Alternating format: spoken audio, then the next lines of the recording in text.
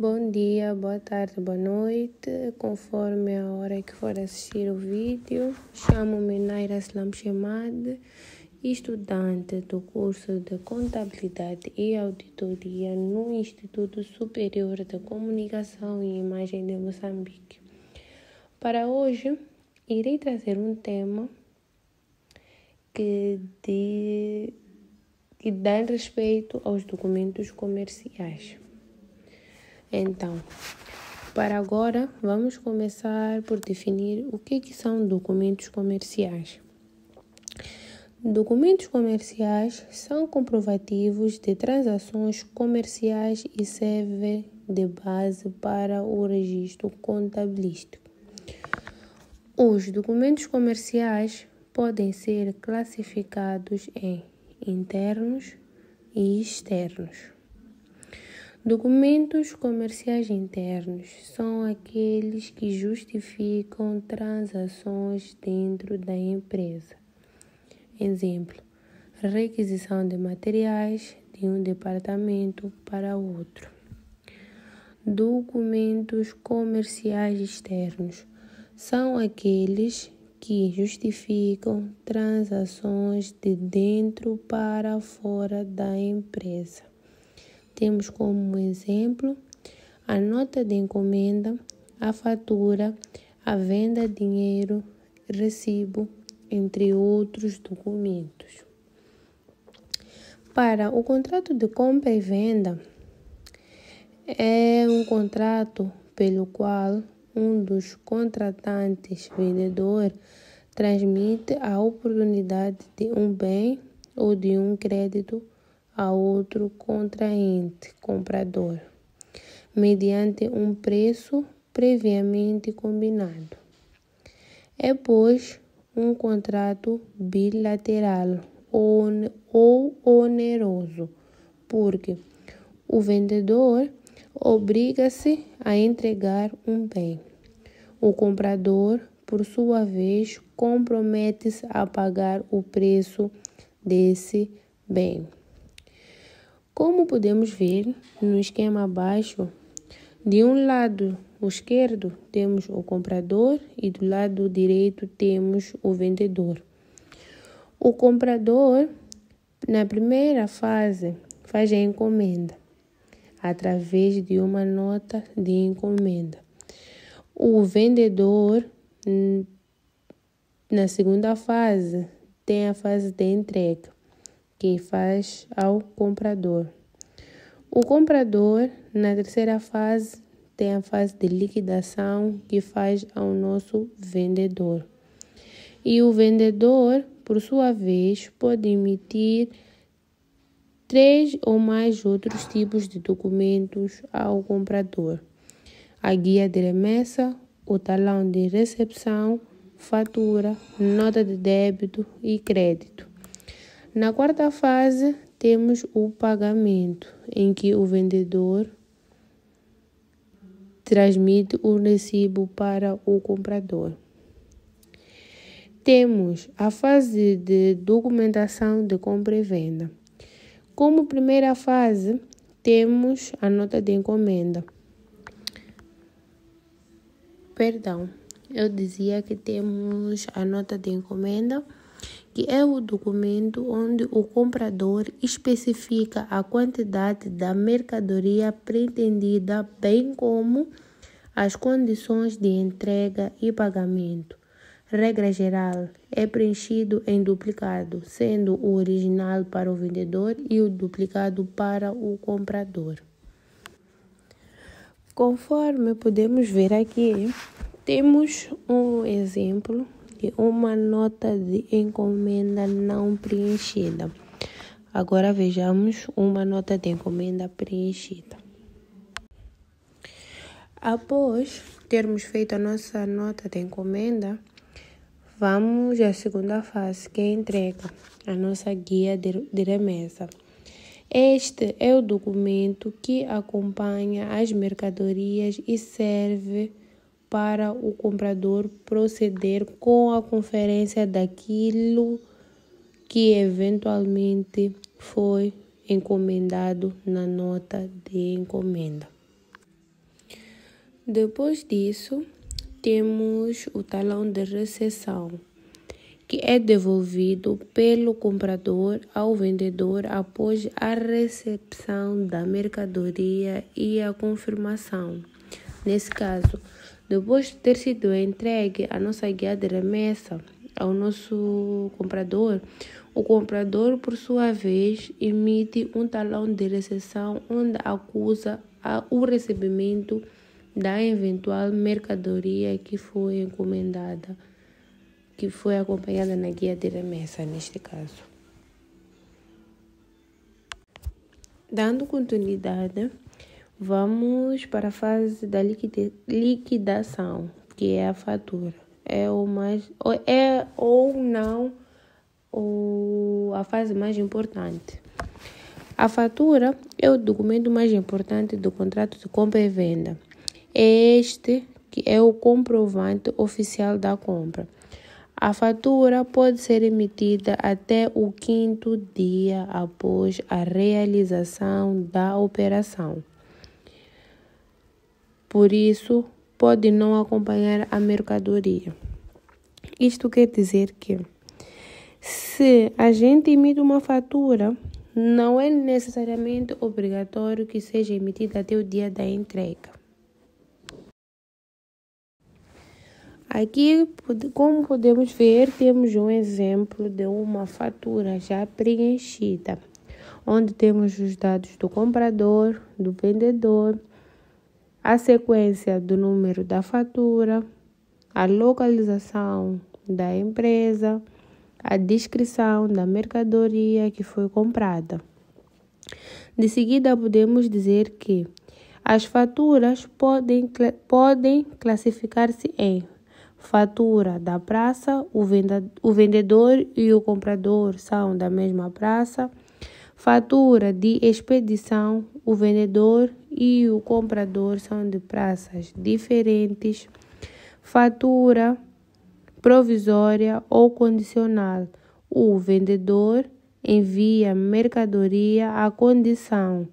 Essa fatura deve ser substituída por uma definitiva após o comprador definir com que mercadoria ficaria. Temos também a fatura simulada ou pro forma, documento por vezes utilizado no comércio internacional através do qual dá o conhecer o comprador das condições do fornecimento de mercadorias concedidas. Depois de termos colocado, a fatura, ou nesse caso, termos emitido a fatura, poderá dar-nos 2 cenários, uma nota de débito ou uma nota de crédito. A nota de débito é o documento que retifica positivamente o valor da fatura quando o vendedor, por lapso, se esqueceu de mencionar alguma despesa por conta do comprador. Aqui embaixo temos alguns exemplos de como é a nossa nota de débito, onde temos as quantidades, a descrição, o preço, o valor, o número da nota de débito, o NUIT, dentre outras informações relevantes para a nota de débito. De seguida, podemos ter uma nota de crédito, que é o documento que retifica negativamente o valor da fatura, isto é, a favor do comprador. Geralmente, quando o vendedor tiver aplicado valores mais altos, a devolução da mercadoria por parte do comprador e outras situações que possam ser relevantes para a aplicação da nota de crédito. Dando continuidade com o nosso trabalho, agora podemos falar um pouco sobre o preço. Na fixação do preço, há 2 aspectos a considerar. O primeiro aspecto é que moeda utilizar. O segundo, os contraentes são do mesmo país, logo, a moeda a utilizar será do próprio país.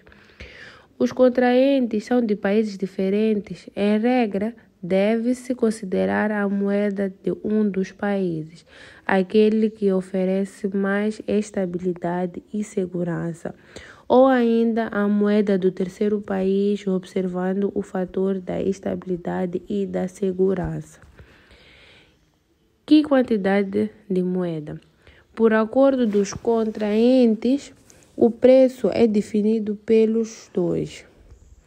Depois, podemos verificar os descontos e abatimentos. Com o objetivo de incrementar as vendas, é coerente os vendedores, mediante certas condições, concordem os seus clientes diferentes tipos de descontos de natureza comercial ou financeira. São descontos comerciais as reduções do preço, abatimento nesse caso, que resultam de grandes quantidades ou de fornecimento de um produto ligeiramente diferente do encomendado. Estes descontos originam a redução do custo de aquisição, vulgarmente chamados de abatimentos. São os seguintes descontos considerados comerciais: descontos de revenda concedidos pelos armazéns aos retalhistas para a possibilidade de lucro do intermediário. Temos desconto de qualidade concedido ao comprador quando a qualidade não corresponde ao preço real. Temos o bônus concedido ao comprador que ultrapasse determinado montante ou quantidade. Temos o desconto de bom preço, que é de quantidades de mercadorias não faturadas remetidas pelo fornecedor ao seu cliente com o objetivo de fazer face a possíveis quebras. São descontos financeiros as reduções da dívida por antecipação de pagamento. São os seguintes descontos considerados financeiros: descontos de pronto pagamento concedido ao comprador sempre que o pagamento se efetuar no ato de entrega das mercadorias ou no prazo máximo, de 8 dias após a entrega. Desconto por antecipação de pagamento concedido ao comprador quando paga as mercadorias antes do prazo acordado pelos dois contraentes. Por último, temos os descontos sucessivos, que podem ser comerciais ou financeiros. Significa que o primeiro desconto, por exemplo, é de 6, incluindo no valor do bem, o segundo de 3, incluindo no valor líquido. Condições de compra e venda. Antes de proceder com qualquer encomenda, deve-se colocar-se as seguintes questões: o que compra? Em que condições? É necessário proceder à escolha da mercadoria que em qualidade, quer em quantidade, e fixar condições como prazo de entrega, local, preço do bem ou custos adicionais à forma de pagamento. Para se eliminarem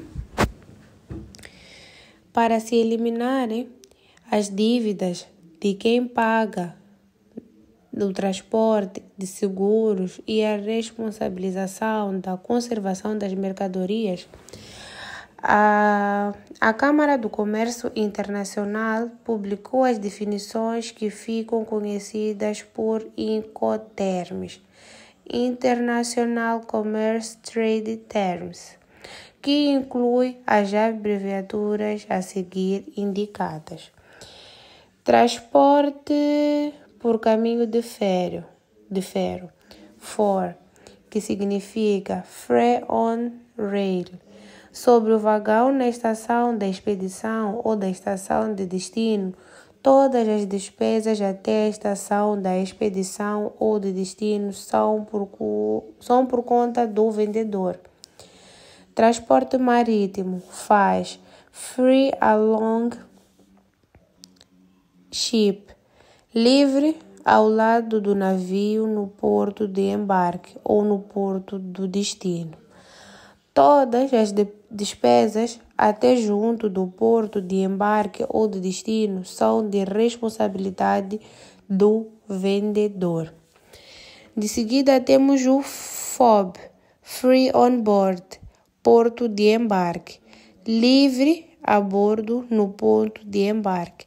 Todas as despesas até a colocação da mercadoria dentro do navio no porto de embarque são de responsabilidade do vendedor. CIF, Cost, Insurance and Freight, ponto de destino, livre no porto de destino. Todas as despesas de frete seguro até o porto do destino são por conta do vendedor. Dando continuidade, há que dirigir-se às responsabilidades das empresas abrangidas pelas expressões CIF, Maputo, por exemplo. Na alfândega do porto de origem ou no porto de destino, todas as despesas até a alfândega do ponto de origem ou de destino são por conta do vendedor. À porta da alfândega, no porto de origem ou no porto de destino, a responsabilidade do vendedor termina à porta da alfândega do porto de origem, ocorrendo a partir daí todas as despesas por conta do comprador. No armazém geral ou no entreposto, o vendedor entrega as mercadorias no armazém geral ou no entreposto, ficando esta à disposição do comprador, que terá de pagar direitos aduaneiros. Existem outras formas de entrega de mercadoria: no armazém do vendedor, no armazém do comprador. Tendo aqui uma nota importante: todas as despesas pagas pelo vendedor são incluídas na fatura e das diversas nomenclaturas estaduais. As que mais importam são o FOB e o CIF. Incoterm é um documento que estabelece a regra internacional de interpretação de termos comerciais. E para a quarta e última fase, temos a fase de pagamento. O pagamento encerra o contrato de compra e venda e consiste na entrega do valor em dívida pelo comprador ao vendedor. O pagamento de uma dívida pode ser imediato quando se realiza em simultâneo com o fornecimento do bem ou serviço, diferido quando tem lugar em momentos diferentes, total quando o comprador entrega na íntegra o valor em dívida, parcial quando o comprador entrega parte do valor em dívida. Nessa fase é onde encontramos o nosso recibo, que é o documento que prova que um pagamento é efetuado. Esse documento é emitido pelo vendedor e entregue ao comprador no momento da cobrança da fatura. Podendo aqui a gente perceber que no recibo teremos o número da sequência, a descrição do comprador, a descrição do comprador, escrito por extenso o valor que está a ser pago, especificando como é que ele foi pago, se foi numerário, transferência ou cheque. Em caso de cheque, teremos o número do cheque, tendo também sendo obrigatório colocar-se a data do pagamento da fatura, nesse caso, ao fazermos o nosso recibo. Contudo, este foi o meu trabalho de documentos comerciais. Obrigada pela atenção dispensada. Com os melhores cumprimentos, Naira Shema.